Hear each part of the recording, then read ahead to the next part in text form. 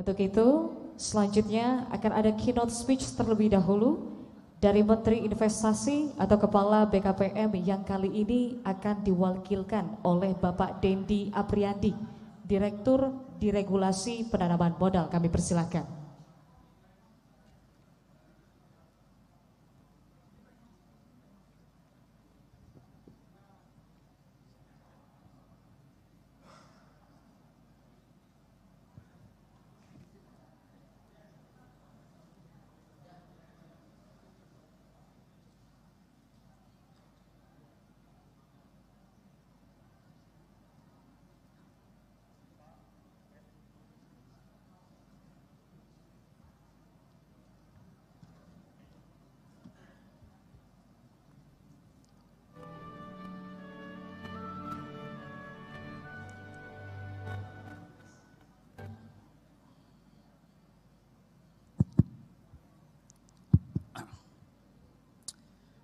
Yang kami hormati Bapak Ketua PDRI DKI Jakarta, Pak Arfin Iskandar, beserta jajaran pengurus.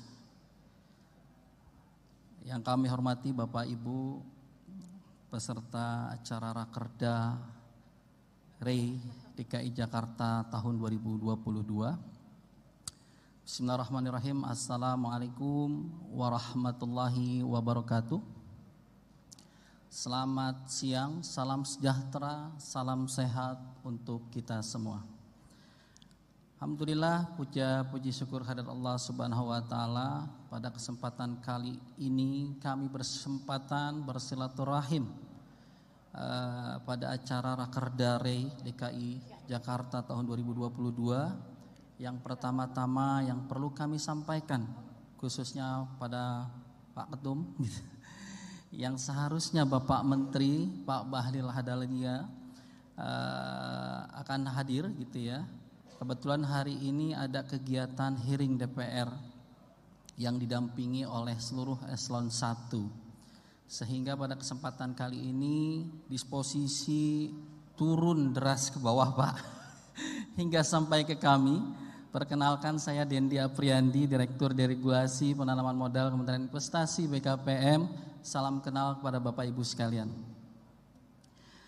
Kami menyampaikan apresiasi dan selamat sebelumnya atas terselenggaranya Rakerda pada hari ini yang nanti akan sampai sore ya Pak Ketua. Izinkan kami menyampaikan beberapa informasi sesuai dengan surat yang disampaikan kepada Menteri kami untuk menyampaikan beberapa informasi terkait dengan overview ya investasi, khususnya terkait dengan target realisasi investasi dan juga di DKI Jakarta, dan tentang terkait dengan perizinan berusaha, kebijakan-kebijakan apa saja yang sudah dilakukan dan yang akan dilakukan, khususnya terkait juga dengan rencana pemindahan ibu kota negara ke ibu kota Nusantara di Kalimantan. Baik, ketika kita bicara, mungkin ini sudah ada beberapa slide Pak, izinkan saya mungkin sebagai pengantar gitu ya. Ketika kita bicara investasi, kita bicara mimpi Pak, dreams kita menjadi negara Indonesia yang maju di tahun 2045. Kita harus bisa melangkah ke sana, kita harus menjaga mimpi itu tetap bisa kita realisasikan bersama.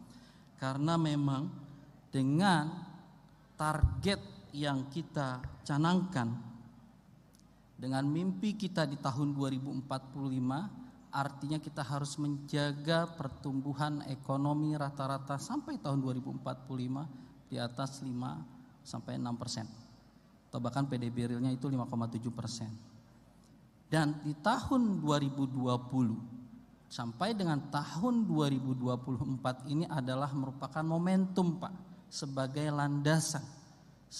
landasan transformasi ekonomi sebelum menjelang kita di 2036 yang kemudian kita harus keluar dari middle income trap. Nah, ini yang kita harus jaga, yang kita harus bisa transformasikan dengan beberapa kebijakan-kebijakan yang revolusioner. Salah satunya yang sangat menjadi trending topik, yaitu adanya dengan implementasi Undang-Undang Cipta Kerja gitu. Nomor 11 tahun 2020 yang sudah saat ini kita implementasikan di Kementerian Investasi sebagai lembaga OSS dengan turunannya PP 5 tahun 2021. Nah, ini paling kencang di sini, Pak. Memberikan daya gedor dan kritis terhadap implementasi online single submission risk based approach yang berbasis dengan resikonya. Nah, seperti kita ketahui Bapak Ibu sekalian, investasi itu adalah kunci utama, salah satu motor penggerak utama selain konsumsi, selain ekspor, ya, selain belanja pemerintah, investasi itu adalah salah satu motor penggerak utamanya. Nah, kalau kita lihat Pak, berdasarkan RKP tahun 2022 saja, target investasi itu sebesar 5.800 sampai 5.900 triliun, yang lebih dari 80%-nya itu adalah peran swasta. Sisi pemerintah tidak lebih dari 20, bahkan hanya 15%-an. Kalau kita lihat di data detailnya, kita lihat di situ 82 sampai 84%. Itu adalah peran yang kita harapkan masuk dari swasta. Pemerintah dan BUMN tidak lebih dari 8,5 sampai 9,7% dan juga 7,5 sampai 8,4%. Artinya tidak lebih dari 20%, Pak. Selebihnya itu adalah peran swasta yang kita harapkan. Ini kita bicara skala nasional.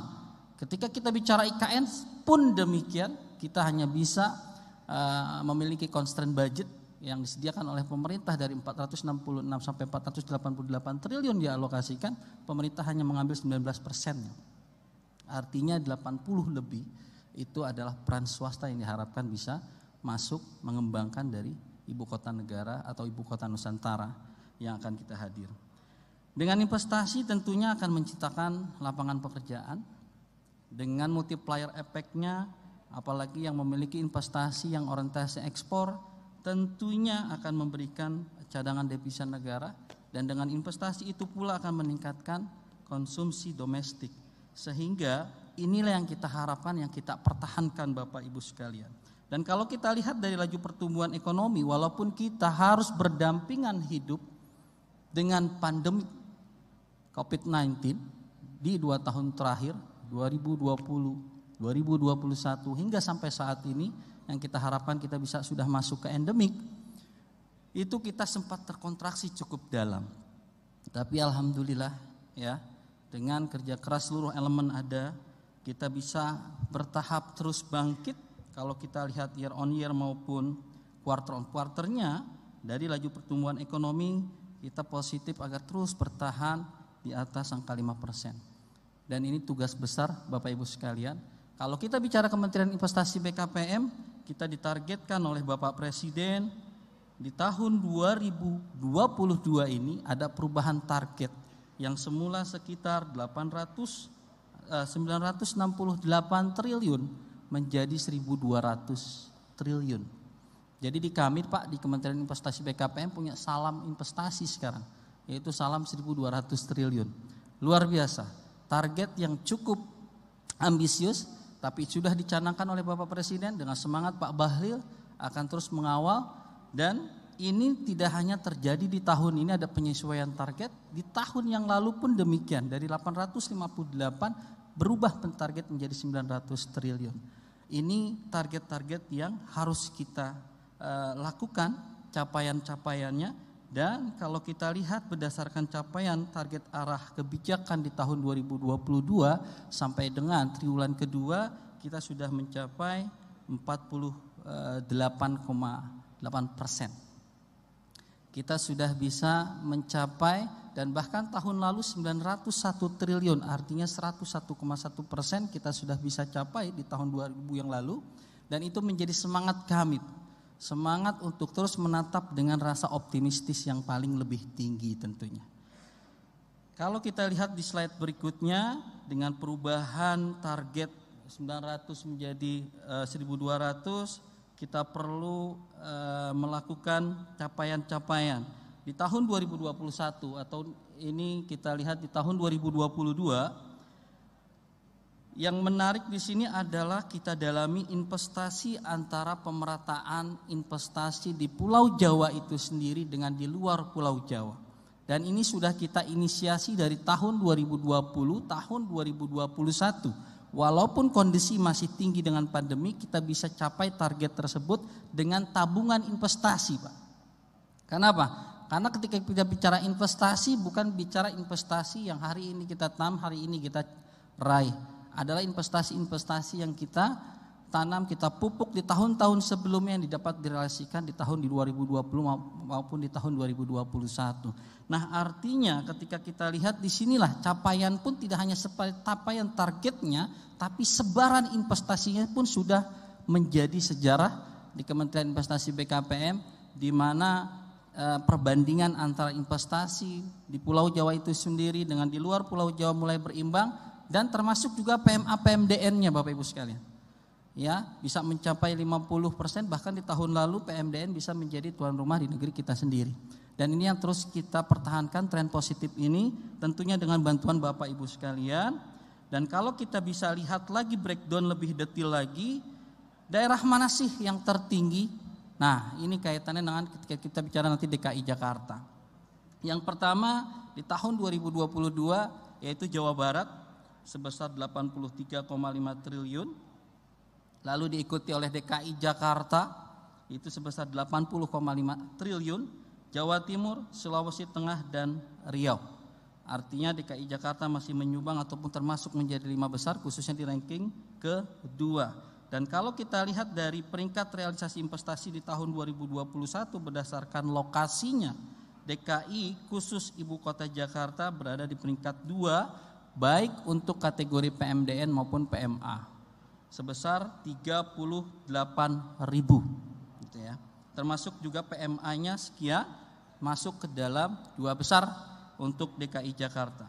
Kalau kita lihat lebih lanjut lagi untuk di triwulan 2 tahun ini 2022 untuk PMDN-nya sendiri DKI Jakarta berada di peringkat pertama. Lalu untuk PMA-nya di peringkat keempat ya, sesuai slide kita di sini Bapak Ibu sekalian.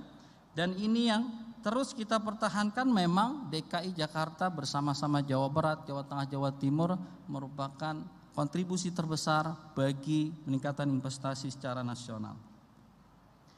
5 besar realisasi investasi Januari-Juni 2022 berdasarkan sektor tentunya adalah yang pertama transportasi, yang kedua adalah pertambangan, perumahan, kawasan industri dan perkantoran. Ini sangat stabil setiap tahunnya, tidak pernah keluar dari 5 besar, termasuk juga industri makanan dan tanaman panganan.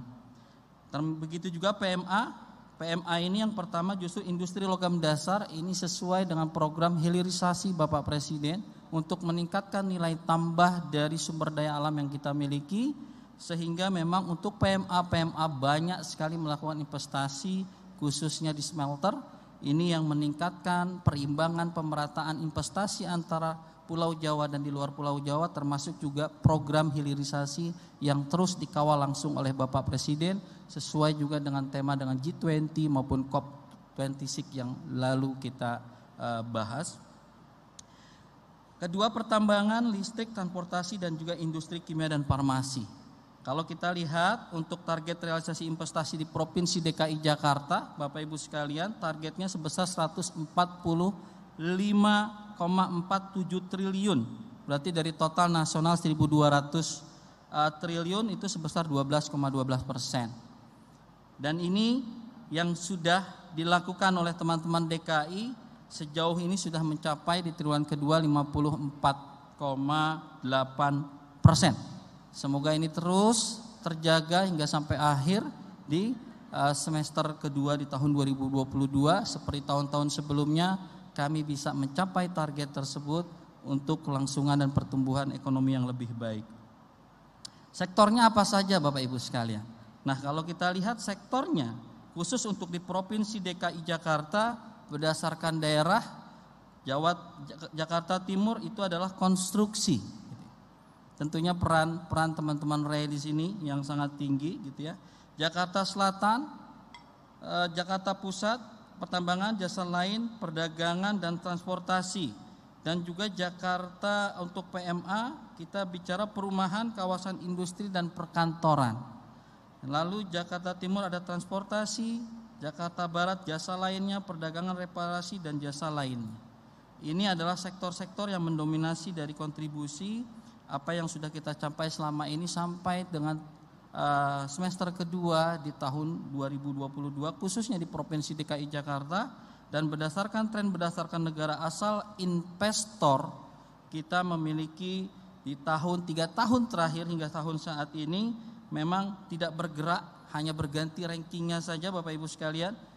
Khususnya Singapura ini selalu kokoh menjadi kontributor investasi yang terbesar di negara kita, diikuti oleh Tiongkok, Jepang, Hong Kong gitu ya, Belanda, dan biasanya tidak lepas negara-negara ini yang lebih dari 10 besar penyumbang dari asal investor. Baik, mungkin kita lanjut selanjutnya ke reform yang kami lakukan ataupun pemerintah lakukan secara terimplementasi dengan perizinan berusaha berbasis resiko. Di sini juga banyak Bapak Ibu yang telah memberikan masukan kepada kita. Kalau kita bicara tantangan umum yang dihadapi para pelaku usaha, tidak keluar dari yang namanya adalah regulasi. Lalu juga yang kedua perizinan, dan yang ketiga ketersediaan lahan, dan yang terakhir adalah tenaga kerja yang terampil.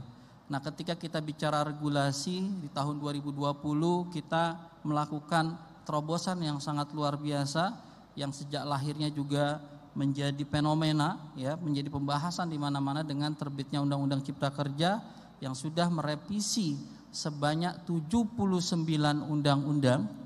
Dalam waktu yang relatif singkat, Bapak Presiden pernah menyampaikan terkait hal ini bahwa apabila melakukan revisi 79 undang-undang ini dengan business as usual, ini memakan waktu kurang lebih 50 tahun Bapak Ibu sekalian.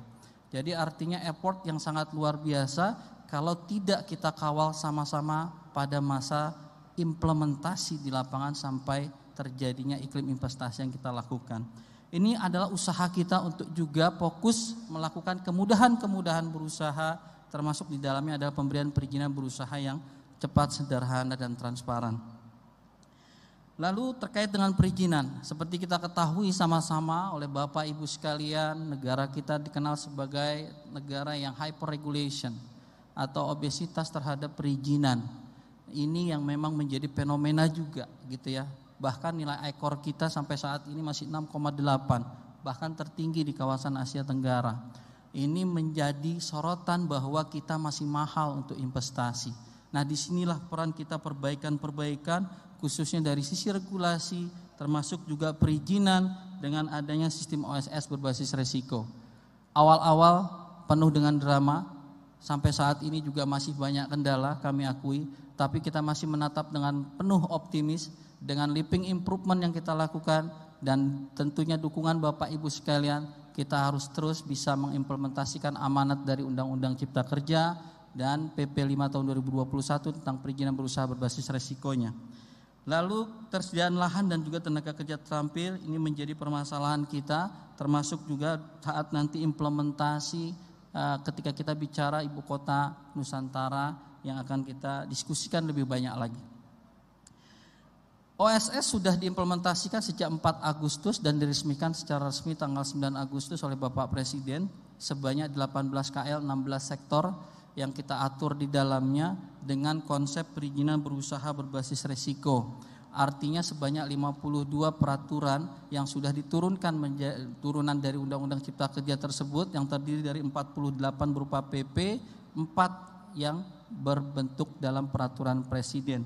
Setidaknya peraturan pemerintah nomor 5 tentang perizinan berusaha berbasis resiko, nomor 6 tentang daerah, nomor persyaratan dasar yang terkait dengan 16, 21, 22 ini adalah PP-PP inti penggerak tapisan dari implementasi yang ada di dalam online single submission berbasis resiko.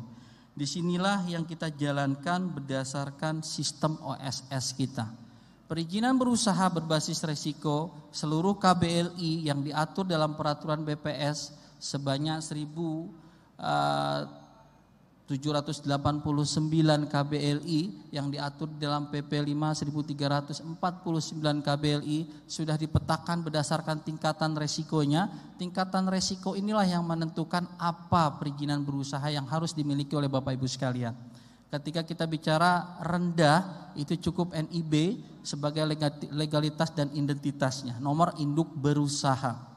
Ketika kita bicara menengah rendah, tidak hanya cukup NIB, harus dilengkapi dengan sertifikat standar. Rendah dan menengah rendah dapat keluar secara otomatis berdasarkan pernyataan mandiri. Lalu ketika kita bicara menengah tinggi, barulah kita bicara NIB plus sertifikat standar yang harus terverifikasi. Jadi harus proses pemenuhan persyaratan terlebih dahulu, baru izinnya bisa terbit termasuk sertifikat standar. Dan tinggi baru kita bicara izin Bapak Ibu sekalian. Jadi tidak semua perlu izin dalam rangka perizinan berusaha berbasis resiko, sesuai dengan tingkatan resikonya saja. Hanya untuk yang tinggi barulah memerlukan nomenklatur dalam bentuk izin sesungguhnya. Di sini esensi dari perizinan berusaha berbasis resikonya. Sehingga kalau kita bicara sistem OSS-nya, gambaran di sistem OSS tadi, setidaknya ada 3 subsistem utama yang kita atur. Subsistem pelayanan informasi, subsistem perizinan berusaha, dan juga subsistem pengawasan. Di sini sama rata Pak. Dulu ketika kita bicara pengawasan itu adalah implementasi di belakang. Tapi ketika kita bicara sekarang mekanisme trust but verified, justru peran pengawasan inilah memegang peran penting sama dengan proses penerbitan perizinan. Kenapa? Kita ingat tadi, untuk resiko rendah menengah rendah itu terbit secara otomatis berdasarkan pernyataan mandiri. Artinya harus comply dengan persyaratan yang diperjanjikan, yang dikomitmenkan oleh pelaku usaha, itu harus dilakukan pengecekan pada saat implementasi. Disinilah peran penting dari pengawasan tersebut. Sehingga sistemnya memang betul-betul terintegrasi dalam satu bangunan utuh, yaitu online single submission tadi. Kita lanjut ke berikutnya terkait dengan persyaratan dasar. Ini yang paling banyak dikeluhkan oleh Bapak Ibu sekalian, khususnya teman-teman REI. Ketika kita bicara persyaratan dasar, ini adalah persyaratan yang harus dimiliki secara bertahap sebelum perizinan berusaha itu dipenuhi oleh seluruhnya bagi pelaku usaha. Persyaratan dasar dari dulu kita kenal 3, hanya berubah wujud Bapak Ibu sekalian. Dulu kita kenal izin lokasi yang berubah wujud menjadi kesesuaian kegiatan pemanfaatan ruang. Sini posisinya di dalam sistem OSS adalah merupakan tapisan utama. Jadi Bapak Ibu tidak bisa masuk ke proses perizinan berusaha sebelum mendapatkan konfirmasi atau persetujuan kesesuaian kegiatan pemanfaatan ruangnya. Artinya ini adalah tapisan awal. Itu adalah izin lokasi. Ketika kita bicara izin lingkungan yang sudah berubah menjadi persetujuan lingkungan, ini terintegrasi dengan jenis perizinan berusahanya. Karena tadi perizinan berusahanya sudah dikelompokkan berdasarkan tingkatan resiko yang ada, sehingga masing-masing tingkatan resiko itu mempengaruhi dari persetujuan lingkungan yang bisa dimiliki oleh Bapak Ibu sekalian. Gitu ya. Kalau semakin tinggi biasanya AMDAL gitu ya. Untuk yang rendah-rendah cukup SPPL. Di tengah-tengah UKL UPL. Nah, ini yang sesuai dengan tingkatan resikonya Bapak Ibu sekalian. Cukup. Oke, baik. 5 menit lagi, kita percepat. Baik, terima kasih. Kita lanjutkan saja. Lalu yang terakhir adalah PBG. Nah, ini yang memiliki peran penting. Karena di ujung Bapak Ibu sekalian, PBG ini adalah persetujuan bangunan gedung yang dulu kita kenal IMB, yang diterbitkan melalui sistem yang namanya SIMBG. Kalau ditanya saat ini, sudah integrasikah dengan OSS? Secara aliran data sudah, tapi integrasi single sign on belum. Bapak kami sampaikan. Inilah yang kenapa ketika pada saat pengurusan PBG itu dari OSS keluar dulu, kita proses lewat SIMBG baru balik lagi ke dalam sistem OSS. Karena apa? Tidak semua pelaku usaha membutuhkan persetujuan bangunan apabila mereka tidak melakukan konstruksi ataupun bangunan. Disinilah PBG itu sekuensial di akhir setelah persetujuan lingkungan. Baik, kita akan menyampaikan beberapa penting kenapa ketika KKPR itu diperlukan RDTR. Nah, ini kita bicara IKN pun nanti RDTR yang pertama kali harus keluar. Nah, di sini Pak, RDTR itu rencana detail tata ruang. Sistem yang kita bangun, perizinan berusaha era OSS berbasis resiko, sebetulnya kuncinya itu adalah di RDTR. ketika RDTR ini semakin banyak dimiliki oleh setiap daerah, setiap titik, ini akan memberikan konfirmasi secara langsung, tidak lebih dari 30 menit kita mendapatkan konfirmasi bahwa lokasi yang akan kita pakai itu adalah sesuai dengan peruntukannya. Tapi saat ini yang banyak justru yang belum ada RDTR-nya. Dari target saat ini yang sudah terintegrasi saja hanya 56, akan mungkin tambah sekitar 50-an lagi. Artinya sampai akhir tahun ini mungkin lebih 100. Padahal yang kita butuhkan kurang lebih 2000 titik Bapak Ibu sekalian. Disinilah pentingnya RDTR. Nah, RDTR ini akan memberikan konfirmasi tadi. Apabila tidak ada RDTR, sehingga yang dikeluarkan itu adalah bentuknya persetujuan KKPR. Artinya persetujuan KKPR inilah yang diperlukan waktu lebih panjang, kurang lebih 20 hari. Ini yang menjadi salah satu juga permasalahan kita, bagaimana mendorong akselerasi percepatan pembentukan dari RDTR di daerah dengan perkadanya. Lanjut, langsung ke slide berikutnya saja. Ketika kita bicara beberapa permasalahan umum ini yang sudah terjadi, yang sudah saya sampaikan juga. Nah, kalau kita bicara lanjutan tentang kebijakan, itu adalah kaitannya dengan BUPM Bapak. Ini adalah pengganti dari DNI. Ini kebijakan relaksasi. Dulu kita dikenal juga salah satu negara yang tertutup bagi investasi. Makanya namanya daftar negatif investasi. Kita kenal dulu Perpres nomor 44 tahun 2016. Sudah berubah menjadi Perpres 10 yang sudah diubah menjadi Perpres 49, yaitu tentang bidang usaha penanaman modal. Disinilah relaksasinya. Kita tidak lagi mengedepankan bidang usaha yang tertutup, yang bidang usaha terbuka dengan persyaratan, tapi justru kita membuka informasi seluas-luasnya bidang usaha apa saja yang prioritas, selain terbuka juga bisa diberikan insentif yang besar. Nah, ini yang luar biasanya di Perpres kita ini, dan tentunya tetap ada alokasi untuk UMKM dan yang terbuka dengan persyaratan. Di luar itu artinya terbuka bagi asing, bisa penanaman modal 100%. Ini adalah peraturan presiden yang bertujuan untuk meningkatkan daya saing. Sudah kita laksanakan, sudah kita kawal bersama-sama implementasinya dan sudah tertanam di dalam sistem OSS. Terakhir, yang perlu kami sampaikan di sini Bapak Ibu sekalian, sesuai dengan amanat, potensi, tema investasi di DKI ketika nanti akan hijrah ke Kalimantan sebagai ibu kota Nusantara. Informasi yang kami tambahkan bahwa sesuai dengan Undang-Undang IKN nomor 3, bahwa IKN itu adalah setingkat kementerian yang memiliki atau menyelenggarakan tugas penyelenggaraan pemerintah daerah. Jadi memang unik. Lembaganya setingkat kementerian, tapi tugasnya menyelenggarakan pemerintahan daerah. Dan yang merupakan amanah dari pasal 2-nya adalah sebagai kota pemerintahan pusat, dan tentunya yang world class city for all, yang berkelanjutan, investasi hijau, yang memiliki bangkitan-bangkitan ekonomi, menjadi pertumbuhan ekonomi baru ke depannya. Kenapa? Pembangunan IKN itu terbagi menjadi 4 kelompok Pak. 2020 sampai 2024 itu relokasi awal, 2025 sampai 2035 itu persiapan pengembangan, baru pengembangan Indonesia Timur 2035 sampai 2045, 2045 itulah World Class City for All-nya itu yang akan dikembangkan dengan konsep berkelanjutan, investasi hijau dan sebagainya.